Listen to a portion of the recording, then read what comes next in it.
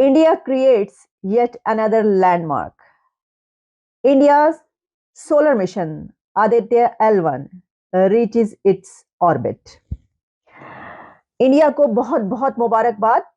India के अवाम को, Indian government को, Indian prime minister Narendra Modi साहब को, वहां के लोगों को जबरदस्त कामयाबी पर बहुत बहुत मुबारकबाद। अफगानिस्तान और पाकिस्तान के दरमियान ताल्लुकात जो हैं वो दिन ब दिन ख़राब से ख़राब तर क्यों होते जा रहे हैं। हम तो कहते थे अफगानी हमारे भाई हैं, आज वो बॉर्डर पर पहुंच गए अपनी आर्मी को लेकर, तोप को लेकर, बंदूकें और असले लेकर। वो कह रहे हैं कि हम पाकिस्तान के साथ जंग करने को तैयार हैं, या हम बिछ जाएंगे या हम बिछा देंगे। क्या कहेंगे? Hats off to scientist of India कि उन्होंने इतना जबरदस्त मिशन कामयाबी से वहां तक पहुंचा दिया जिसकी खबरें अब पूरी दुनिया में चल रही हैं। गार्डियन से लेकर अल जजीरा तक और अल जजीरा से लेकर रॉयटर्स तक एक ही खबर कल रात से वायरल हो रही है, और वो ये है कि India creates yet another landmark और Aditya L1 mission reaches solar orbit. नमस्कार दोस्तों, जय हिंद। दोस्तों, शायद आपको पता होगा कि कुछ महीने पहले भारत ने आदित्य L1 नामक एक मिशन भेजा। दोस्तों, ये मिशन सूरज के एटमॉस्फेयर को स्टडी करने के लिए और सूरज के कुछ दूरी पर रहकर ही उनकी वेव की, उसकी एनर्जी को, उसके एटमॉस्फेयर को, इन सारी चीजों को स्टडी करने के लिए आदित्य L1 भेजा गया। आज खुशी की बात यह है कि आदित्य L1 सन के एटमॉस्फेयर में दाखिल हो चुका है, यानी कि ऑर्बिट में दाखिल हो चुका है। दोस्तों, बताता चलो कि हर एक ग्रह का अपना अपना ऑर्बिट होता है। जैसे सूरज का अपना अलग है, चांद का अपना अलग है और पृथ्वी का अपना अलग है। इस ऑर्बिट में आने के बाद कुछ फोर्सेस चेंज हो जाती हैं, जैसे गुरुत्वाकर्षण हर एक प्लेनेट का अलग अलग होता है। इसे एक बहुत बड़ी अचीवमेंट की तरह देखा जा रहा है। वही दोस्तों, बात करें पाकिस्तान की, तो पाकिस्तान के बॉर्डर पर अफगान तालिबान अपनी पूरी आर्मी के साथ पाकिस्तान से जंग के लिए तैयार खड़े हैं। तो दोस्तों, आइए देखते हैं इस वीडियो को। मैं आपसे मिलूंगा वीडियो के अंत में। आप जानते हैं कि हमने आपको ये खबर उस वक्त भी दी थी कि जब ये मिशन स्टार्ट हुआ था, और बल्कि उससे पहले भी मैंने एक बड़ा तफसीली प्रोग्राम किया था, मैंने जिसमें आपको ये बताया था कि इंडिया की तरफ से एक सोलर मिशन भी अब भेजा जाएगा, उसकी तैयारियां हो चुकी हैं और उसमें क्या क्या कुछ होगा। हमने कई एक प्रोग्राम्स किए, हमने सीरीज ऑफ प्रोग्राम्स चंद्रयान 3 पर किए। तो after Chandrayaan 3 success, great success, ये इंडिया की एक और बहुत बड़ी कामयाबी हमारे सामने आ रही है कि आदित्य L1 मिशन जो है वो पहुंच चुका है अपने ऑर्बिट में। और सिर्फ यही नहीं, बल्कि इसके पीछे वो कौन सी खातून है, इंडिया की विमेन कितनी जबरदस्त ताकत रखती हैं, इसके ऊपर भी बात करेंगे। आपको बताऊंगी कि इसकी डायरेक्टर और क्या है इसके पीछे। लेकिन पहले हम आपको ही बताते हैं इसकी थोड़ी डिटेल जो इस वक्त हमारे सामने पब्लिश हो चुकी हैं, हमारे सामने आ रही हैं। सोलर ऑब्जर्वेशन मिशन जो है will undertake a comprehensive study of the sun. उसकी लेयर्स के मुतालिक रिसर्च होगी, बहुत सी इसमें ऑब्जर्वेशन जो मिशन है ये ख़ास तौर पर जो सन के हवाले से ऐसी चीज़ें जो कि ज़मीन पर, प्लैनेट पर जो है उसका इम्पैक्ट आता है, उसके असरात पड़ते हैं, उसके हवाले से बहुत सारी इसमें रिसर्च की जाएगी।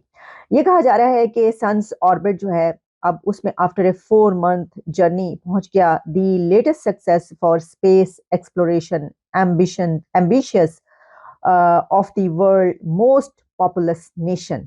ये कहा है अल जजीरा ने कि दुनिया की सबसे ज्यादा आबादी वाले कंट्री का ये जो एक एम्बिशियस प्लान और एक्सप्लोरेशन ऑफ सन था, ये अब कामयाबी से एक उस जगह पर पहुंच गया जिस पर सब तालियां बजा रहे हैं, क्लैप कर रहे हैं।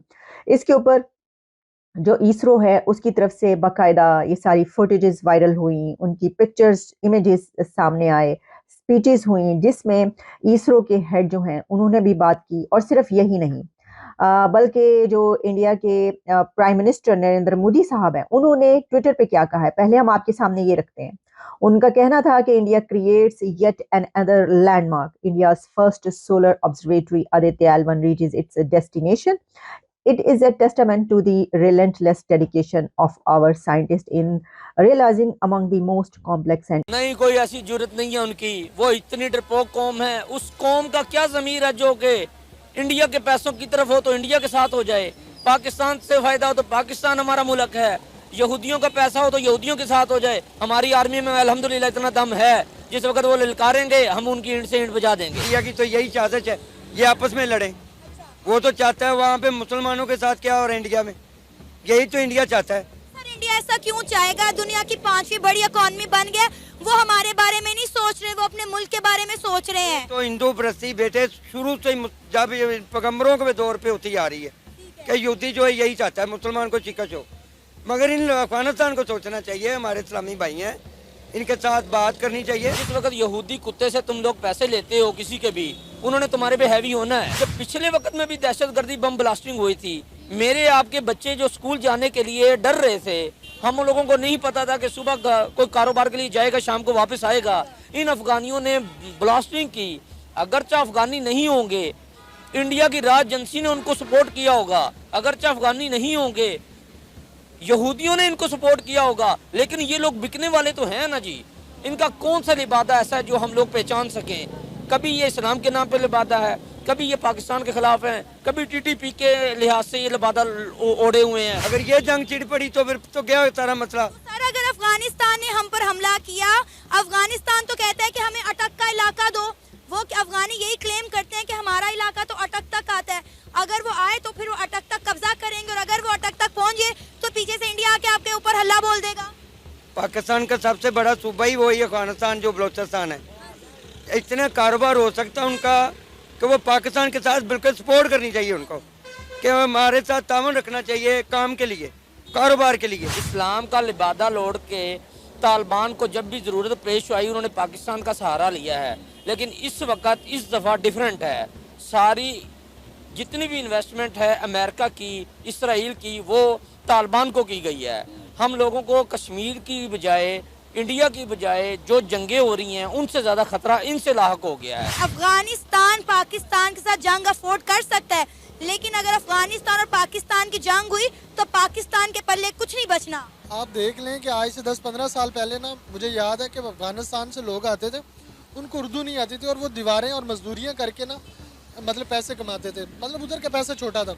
अब वहाँ का ये हाल है कि पाकिस्तान का 1 रुपया और उसके 3-4 रुपए बनते हैं, उसकी इकोनॉमी पाकिस्तान। तो दोस्तों जैसा कि आपने देखा, एक तरह तो भारत पहले चांद पे गया और अब सूरज पर भी ऑलमोस्ट चला ही गया है, लेकिन दोस्तों वही पाकिस्तान की बात करें तो पाकिस्तान ने जिस तरह हमें पिछले कई दशकों से जम्मू कश्मीर के मुद्दे में उलझा के रखा था, वैसे ही आज पाकिस्तान खुद आतंकवाद के मुद्दे में और अफगानिस्तान, बलूचिस्तान, इन सब मुद्दों में फंस कर रह गया है। ऊपर से पाकिस्तान में बहुत सारा अनरेस्ट, क्योंकि वहाँ पर पॉलिटिकली अनस्टेबिलिटी है, जिसके कारण पाकिस्तान और भी अनस्टेबल हो गया है, जिसकी वजह से महंगाई आसमान छू रही है। तो दोस्तों आज की वीडियो में इतना ही, मिलेंगे नेक्स्ट वीडियो में। दोस्तों अगर आप हमारे चैनल पे नए हैं तो हमारे चैनल को सब्सक्राइब कर लीजिए। अगर आपको कोई सुझाव हो तो हमें कमेंट करके जरूर बताएं, और बेल का नोटिफिकेशन आइकन भी दबा दें ताकि आपको वीडियो सबसे पहले मिल सके। अगर आपको वीडियो पसंद आई हो तो वीडियो को एक लाइक जरूर करें। दोस्तों आज के लिए इतना ही, मिलेंगे नेक्स्ट वीडियो में, तब तक के लिए जय भारत, जय हिंद।